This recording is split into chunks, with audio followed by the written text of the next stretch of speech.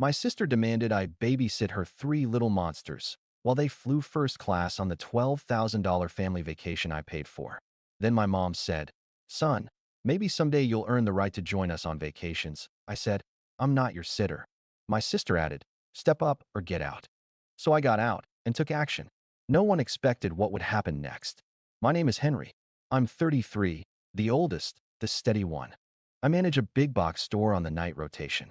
I know exactly how many pallets fit down aisle 9 and which teenager will call out 5 minutes before shift. I'm the guy who fixes things. The guy who never says no. Saturday started with my sister pounding on my door like I was late for a fire. She didn't wait for hello. She just pushed in, tossed a diaper bag on my sofa, and said, "You're babysitting the monsters while we head to the airport." I blinked at her. "The what?" "My three," she said, already texting. "You know, monsters. Quit pretending you don't love them." Behind her, my mom slipped in like a storm front, wearing that face she uses when she's already decided something. "Son," she said, sharp and bright, "maybe someday you'll earn the right to join us on vacations. For now, do your part." I stood there in my own doorway, in my own paid-off sneakers, trying to process the speed run I'd just watched. "The $12,000 family vacation," I said quietly. "The one I paid for." My sister's thumb didn't stop moving. "Flights go up if you drag your feet." I glanced at the kids. Shoes on the wrong feet. One sticky face. A tablet with a cracked screen playing a cartoon on full blast. My living room smelled like grape juice and panic. "I manage a store," I said. "I work tonight." My mom gave me a look like I'd said a joke at a funeral. "You can swap. You always swap." "I swapped last week for your dentist," I said. "That was different," she said. I took a breath. "I'm not your sitter." My sister finally looked up. "Step up," she said, flat, like a boss giving an HR warning. "Or get out." I stared at her, at my mom, at the diaper bag bleeding wipes onto my couch, at the text preview on my sister's phone. "First class upgrade confirmed."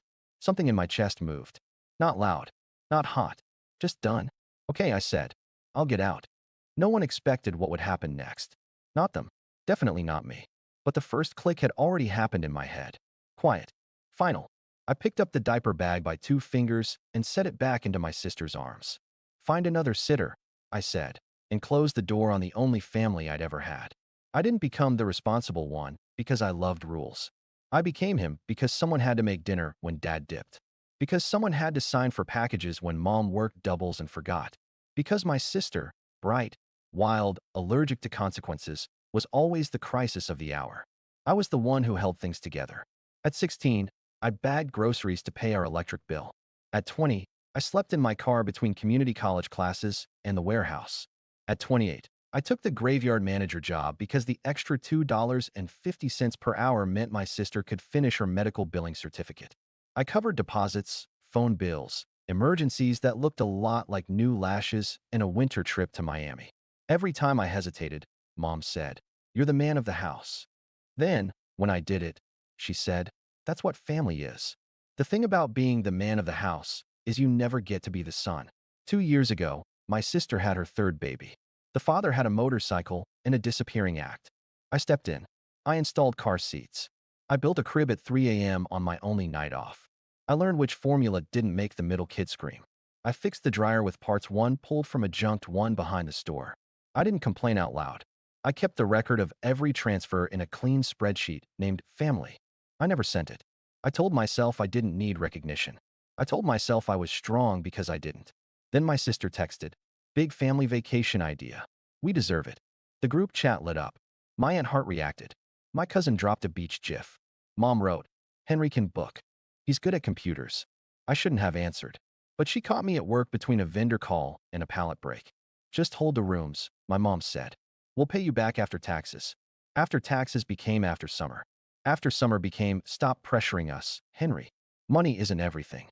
In the end, the number was $11,742.68, flights and hotel, and a suite with a balcony for the littles. I told myself it was okay. I told myself that watching them all be happy on a beach would be worth the overtime migraines. I told myself they would remember. What they remembered was that I was a wallet. The week before the flight, my sister called at 6:12 a.m. "I need you to watch the kids the day we leave," she said, like we'd already agreed. "We're going to hit the lounge early, get those free mimosas." "I work nights," I said. "I sleep mornings." I've told you that 100 times. Sleep when you're dead, she said. We're flying across the country with 3 toddlers. Be a brother. Mom called before I could sip coffee. Don't make things hard, she said. If you'd settled down by now, you'd understand how much your sister needs help. She does everything alone. I didn't say the line that burned my throat. She doesn't do it alone. I do it with her. I didn't bring up the last Christmas when I spent my bonus on a Nintendo Switch because my sister wanted the kids to have the same as their classmates. Or the time I left my shift during inventory to pick up her oldest from preschool because she'd forgotten. Or the Valentine's weekend I slept on her couch so she could go out and feel 21 again. I just said, we'll figure it out. Which, in our family, was code for Henry will handle it. 2 days before the flight, I opened our family chat to find a photo of my sister's luggage lined up at the door from matching rose gold suitcases with monogram tags. I stared at it while my microwave screamed about the cup noodles I'd been eating too often. I read the caption twice. First class upgrade. Manifesting good times. I opened my banking app and scrolled past the resort charge. The flight upgrades weren't on my card. Okay, cool. Maybe her child support finally kicked in. Maybe mom helped. Then I saw the payment history. For cash transfers to my sister since March. $300. $450. $150. $200. Captioned with the same lie each time. I'll pay you back when we file taxes. We were in July.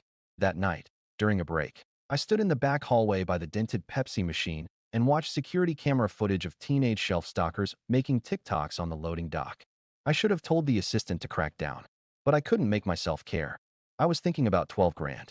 About manifesting while my sheets smelled like stale coffee. About the way small debts turn into a story a family tells about you. He loves to help. He never says no. The morning of the flight, they showed up at 7:42 like a delivery window I hadn't agreed to. My sister had a blowout and white nails. My mom wore a visor and the same perfume she saved for weddings. You're a lifesaver, my sister said, pushing past me. They're already fed. Well, technically, the kids were adorable. I won't lie. The oldest ran to my fridge yelling, "Pickles," like we were doing a bit. The baby grabbed my beard in his entire tiny fist and said, "Hen." The middle one climbed onto my sofa and announced the couch was a ship and I was the ocean and I should be quiet. I almost softened. Then my mom said the line she'd been saving. Son, maybe someday you'll earn the right to join us on vacations. Earn. I looked at the 3 suitcases. At the 3 kids. At the diaper bag on my couch, bleeding wipes and demands. At my sister's lock screen, bright with first class. I felt it click. A quiet, gentle lock. I'm not your sitter, I said. My sister didn't flinch. She smirked. Step up or get out. I got out. I picked up the diaper bag, placed it in her arms, and nodded toward the door. Airport's that way. Mom's voice sharpened. Don't test us, Henry. I held her gaze. I already passed. When the door clicked shut behind them, the silence was a new kind of loud. My apartment felt bigger, also emptier. I stood there, listening to my own breathing and the old fridge hum, waiting for guilt to crash over me like it always did. It didn't. Not yet. I opened my laptop. I pulled up the spreadsheet called Family. I scrolled the 12,000 reasons I was done. Then I started a new tab. Title, Boundaries. I didn't know what the plan was, just that I'd finally need one. They came back 5 minutes later, furious and louder. My sister shoved the door so hard it bounced off the stopper. You're really going to do this? She said. After everything I've done for you? I blinked. Like what? She opened and shut her mouth 3 times. Who took care of you when you had the flu last year? I DoorDashed soup, I said. Mom stepped forward. Enough. We don't have time for this. Put your shoes on and do as your mother asks. I'm 33. Exactly, she said. Start acting like it. I looked at the kids again. Big eyes. Wide open world. None of this was their fault. I love them, I said. I'll help. Next time, with notice. But today? No. Wow. My sister said, dragging the word out like gum. Maybe someday you'll earn the right to be part of a family. There it was again. Earn.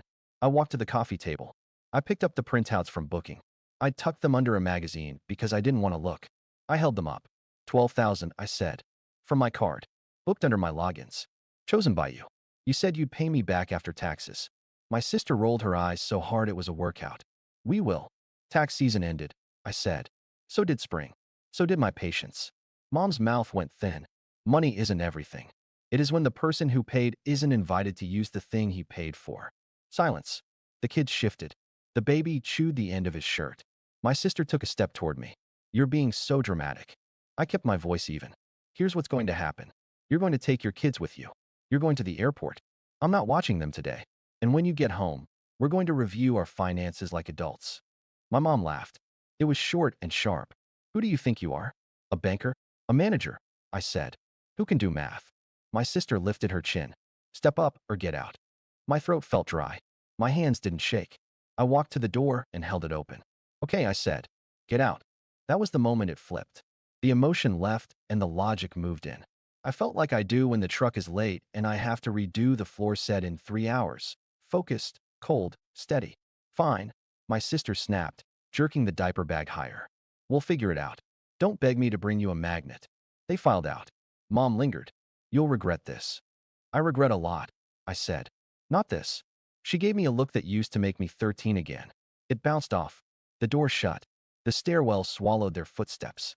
I exhaled once and then opened my laptop again. I wasn't angry. I was done. And being done felt like a blank piece of paper and a working pen. I pulled up the travel reservation site. Under guest names, I read each field twice. The suite with the balcony. The extra rollaway. The kids' club passes. All under my account. All changeable until midnight. That's when the real plan arrived. Simple. Fair. Non-violent. Legal. Consequences. I typed. Step 1 was practical. I removed my card as the primary on the hotel account. Added a prepaid card with a strict limit. Left the reservation. Changed the check-in time to after 6 p.m. because I'm petty but not cruel. They could still stay. They just couldn't charge room service and spa days to me. Step 2 was cleaner. I canceled the lounge access add-on I purchased because my sister told me the kids will melt without free muffins. Refund went to the original card mine. The app showed a spinning wheel, then success. Step 3. I opened the chat logs. Screenshots of "we'll pay you after taxes," of "you're a lifesaver," of "he's good at computers." I saved them to a folder named Receipts. I didn't blast them anywhere. I just kept them where I could see the story exactly as it happened. My phone buzzed on cue. Jess, where's the lounge code? We're at security. Kids tired. Send the code now. Me. Lounge access canceled. Refund on my card. Have a safe flight. The typing bubble broke the sound barrier. Sis, what? Is this a joke? Me. No joke. We'll discuss repayment when you get back. I muted the thread. My apartment went quiet again. I made eggs. I cleaned grape jelly from the sofa arm. I put the cartoons on low for 2 minutes because the silence made the apartment feel like a rented stage after the actors left. At 10:31, my aunt called. I watched it ring out. At 10:33, my cousin texted, "You okay?" Then, "Your mom is saying you canceled their entire trip. Did you?" I answered, "No. I changed who pays for extras. They're still flying to the vacation I booked." The phone started to feel heavy. At noon, I left for work early. It's a weird comfort, stepping into fluorescent light and knowing exactly which end cap is missing a price tag. I signed for a paper towel delivery. I told a kid to clock back in. Normal things. A line of customers with cat litter and cereal. No one here knew I'd just cut the cord that tied my life to someone else's panic. At 2:14, the pictures started rolling in on social. My sister, smiling under a first-class arch. The kids licking pastries. My mom posting a shot of her hand on a champagne flute with the caption, "We deserve nice things." No tags. No thanks. No mention of me. The comments were a parade. Gorgeous. So happy for you. Much needed. My stomach did the small cold roll it does when we find out a pallet is short by 8. At 4:02, the energy shifted. Jess. They're making us bored later because the kids are cranky and they can't find the lounge muffins. This is your fault. The baby spilled juice. He's sticky. This is your fault. Me. You're their mom and grandma. They went silent. I went to walk the floor. Checked the battery on the pallet jack. Helped an old man reach light bulbs. Told a teenager his break wasn't optional. It was the law. At 6:47, my phone buzzed again. Jess, where's the hotel card on file? They said there's a limit and we can't put the damage deposit on it. Me. The deposit is refundable. Put it on your card. You'll get it back. Jess, we don't have room. Transfer it. Me, no. 10 minutes. 20. Then. Henry. This is not funny. Think of the children. Me. I am. I'm also thinking of the man who paid for this trip. 3 dots. Nothing. At 9:18, my assistant manager knocked on the office door. You good? She asked. Why? You've been smiling. I hadn't noticed. Close to midnight, another text. A photo of a dark airport. Kids asleep in a pile of limbs. My sister's caption, we had to downgrade. No hotel tonight. Happy. I stared at the photo. I felt something like grief try to climb up my throat. I swallowed it. Typed, I'm sorry the kids are caught in this. You can still check in tomorrow. Let me know when you want to discuss repayment and boundaries. No answer. I closed the store. I drove home through empty streets. I slept 5 hours without waking once. The next morning, I made coffee. I opened receipts. I added last night's messages. Then I did something I'd never done. I wrote out terms, like a normal adult who wasn't raised inside a guilt machine. Repayment plan, $500 per month until balance is zero. No more last-minute childcare. 72 hours, notice minimum. No insults. No, earn the right lines. If these terms aren't respected, we pause support for 90 days. I printed it. I wasn't going to serve it like a landlord. I just needed to see it on paper, not in my head. That afternoon, my sister's friend DM'd me a story I wasn't supposed to see. My sister, in a hotel bathroom, whisper yelling at her phone. He canceled our lounge passes, she said to the camera. He took back his money like he owns us. He thinks he's better because he has a job. The comments were a mixed bag. Some clapped. Some called me a jerk. One said, sounds like he's setting boundaries. I hearted that one. Not out loud. Day 2, they made it to the hotel. Day 3, my mom posted sunrise photos like nothing had happened. Day 4, my sister uploaded a shot of the kids at the beach with the caption, when life knocks you down, put your toes in the sand. No mention of the man whose card the sand was charged to. Fine. I didn't need a parade. I needed a plan. On day 5, while they were still gone, I did one more thing. I moved my emergency savings to a new bank. Changed every password, including the one for the family streaming accounts. Sent one last text. Me. When you get back, we'll meet. Sunday, 3 p.m. My place. No kids. We'll make it concrete. MOM. Busy. Guess. Travel day. Exhausted. Come to us. Me, no. My place. If you want my involvement, you come to my table. No answer. I set 2 chairs anyway. I made coffee. I laid the printed terms on the table like a menu. At 3:22, the knock came. Not dramatic. Not violent. Just there. I opened the door. Mom and my sister stood in the hallway. No kids. No suitcases. Tired. Sunburned. My sister's mouth twitched like she wanted to fight and nap at the same time.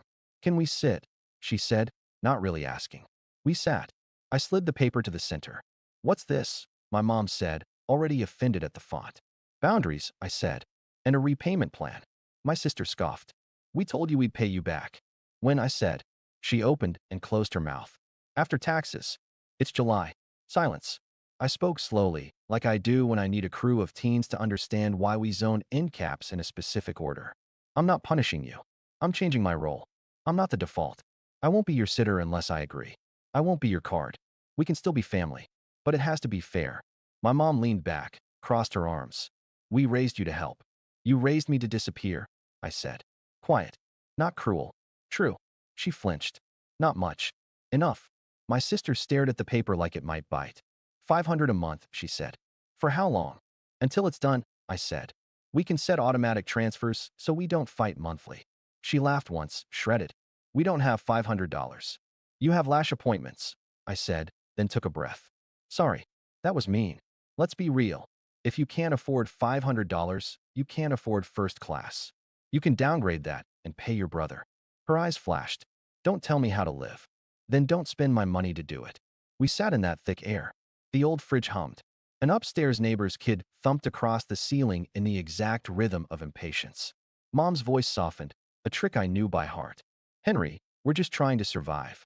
So am I said. I'm not shaming you. I'm saying I won't go broke to keep you comfortable.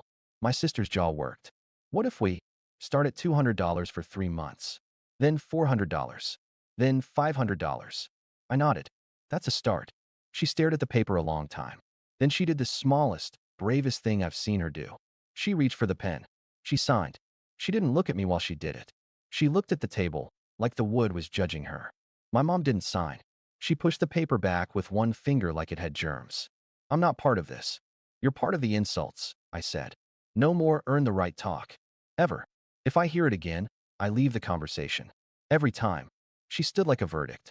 You children think you invented boundaries. We called them respect. Then respect me, I said. She left without slamming the door. My sister lingered. I'll try, she said. It sounded like a dare she was giving herself. I believed her. Not because of the pen, because of the way her eyes looked when she said it. Tired. Ready. The first transfer hit my account on the first of the month. $200 and a caption of 3 emojis. No words. I took a screenshot anyway and put it in receipts, not to hold over her, but to remind myself that change can be small and still be change. 2 weeks later, my sister texted, "Can you watch the kids Saturday? 10 to 1. I'll pay you $60 and bring food." I read it twice. Money. Notice. And end time. I smiled at the screen like a maniac in the break room. Me. Yes. 10 to 1. She showed up at 9:55 with a bag of breakfast tacos and a wrinkled 20 and 2 tens she counted out like rent. I almost said, "Don't worry about it." I didn't. I took the cash. I put it in a jar by the microwave labeled Kid Chaos Fund. It felt weird. It felt right. The kids were amazing for 2 hours and then feral for 1. At 1:03 she came back, breathless, cheeks pink, holding a receipt from the nail place. A fill, not a full set. Progress. She hugged me quick, awkward. Thanks. After they left, my apartment smelled like syrup and victory. I cleaned the couch with real cleaner. I opened the window. I didn't feel used. I felt like an uncle. That night, Mom posted a quote on Facebook about honoring parents. No names. I didn't take the bait. I watched a movie and didn't share my login. At work, I stopped volunteering for every emergency shift. I told my assistant manager to take the lead on the end cap reset, then actually let her. She nailed it. I took a Saturday night and went to a minor league baseball game by myself. I ate an overpriced hot dog and sent a picture of the fireworks to nobody. Sometimes the emptiness came. It didn't drown me. I wrote. I cooked. I slept. 1 month turned to 2. The transfers kept coming, sometimes late, sometimes split in 2, sometimes with a note that said, "Sorry," sometimes with no note at all. Each time, I sent a thumbs up. Not "no problem." Not "all good." Just a small green light that we were still on the road. And when I saw a sale on kids' shoes at my store, I texted my sister a photo and a code and said, "If you want, I can ring it with my employee discount. You can pay me later or not. Your call." She sent back a picture of the middle kid doing a thumbs up so big it covered half his face. I didn't cry. My eyes watered because I'd been cutting onions. I don't even like onions. One evening, Mom called. I stared at the ID like it could do tricks. I answered. She didn't ask for money. She didn't apologize. She said, "Your Aunt Alma's birthday is Sunday. Come." It would mean a lot to her. I waited for the hook. There wasn't one. "Okay," I said. "I'll swing by after my shift." When I walked in, my mom handed me a plate before she handed me a lecture. Progress. She didn't say, "Earn the right." She didn't say, "Man of the house."